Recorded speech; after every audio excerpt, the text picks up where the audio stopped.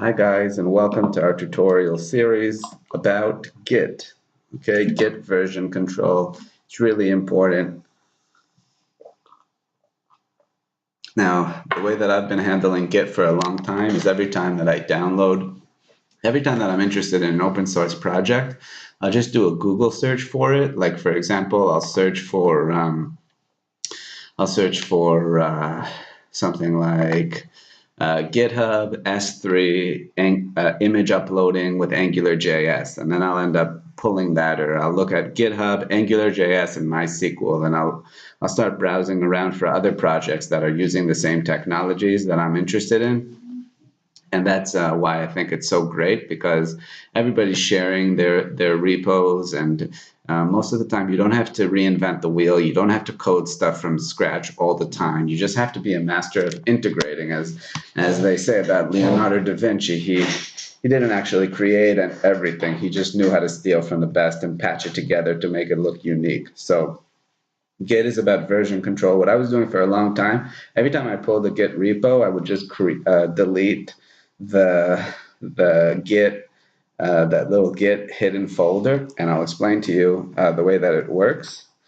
One second. Here's MySQL node, right? This is part of the live startup series, this project here, and you'll notice you have something here. If you can't see it, you can go to View, and then you go to Hidden Items. Make sure that that's checked, and then you'll be able to see this Git folder over here. So if you click on it, actually, let's see what it's got. All sorts of stuff. What it's got in there is all sorts of interesting things, but that's essentially everything that you need to know.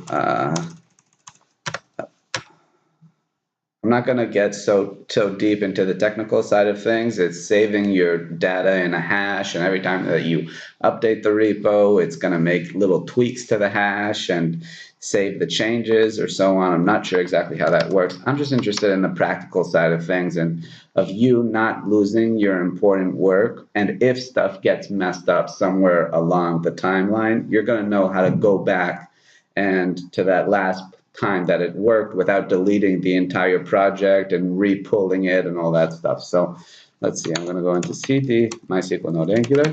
First thing you need to know is something called git log. Git log is very interesting. Here's what it does. Every time that I'm pushing something to Git here, it lets me know. So February 23rd, that was my birthday, by the way.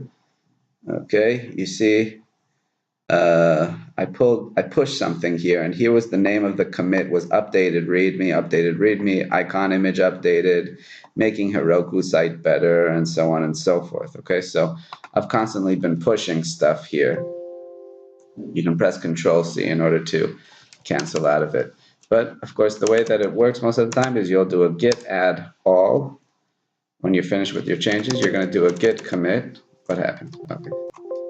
Git, okay, let's try Q, and that's it. Q, Control-C. Okay, make sure to get out of it. Git add all. Every time you want to make changes, git commit -m, made changes to, let's say, front end. Okay, you want to get as specific as possible at this point, and then you're going to do a git push origin master. Okay. Git push origin master. I'm not going to do it right now because I don't know what I changed here, but it's okay. We have a use case that we're going to get into. First of all, you also have branches. Let's do a git branch.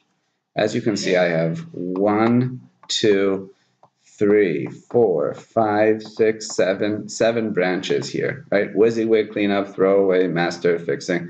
And most of the time, the way that it works is in companies